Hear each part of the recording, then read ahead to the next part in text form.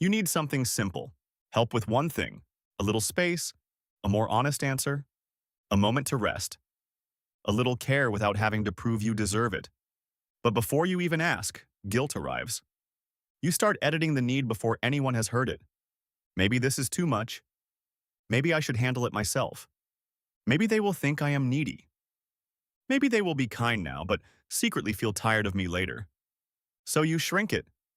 You say, it is fine, when it is not.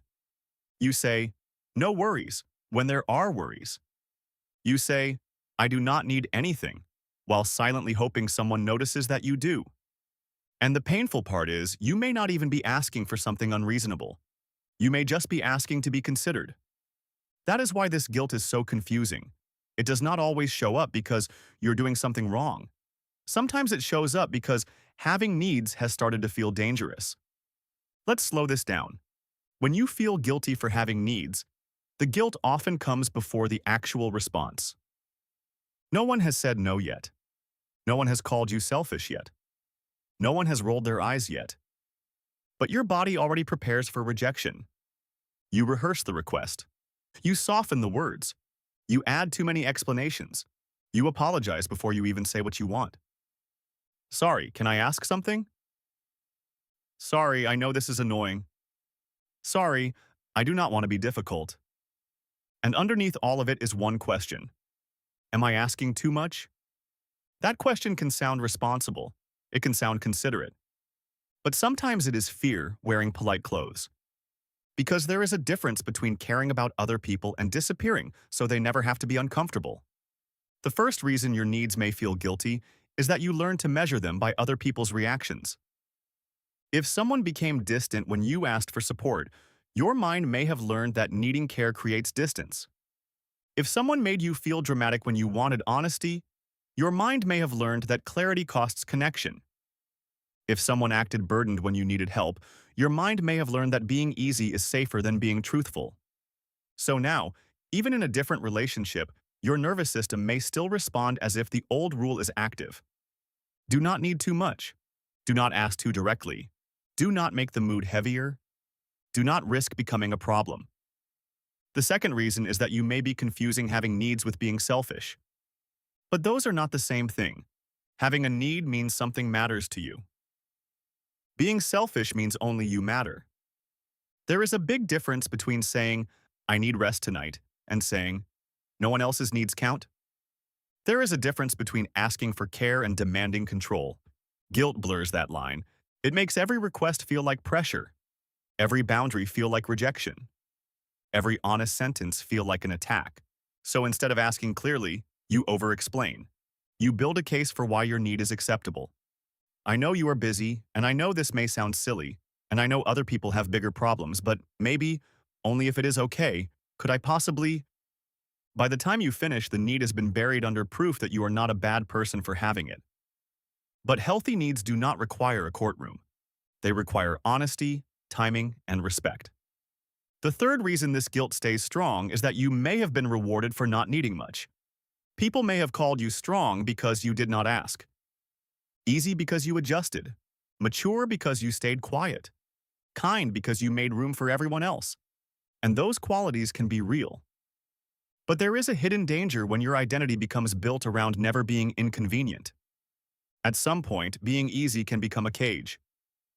A need you keep burying does not disappear.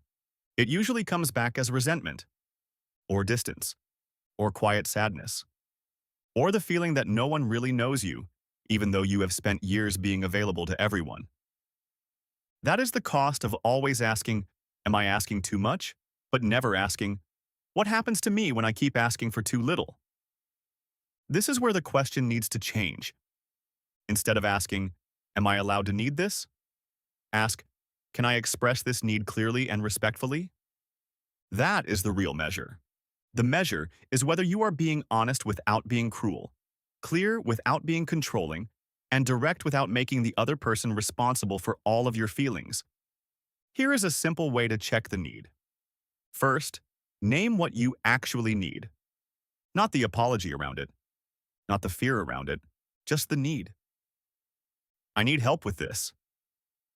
I need some quiet time. I need a clearer answer. I need rest. Second, name the story you are attaching to it. If I ask, I am selfish. If I need space, I am cold. If I need honesty, I am difficult.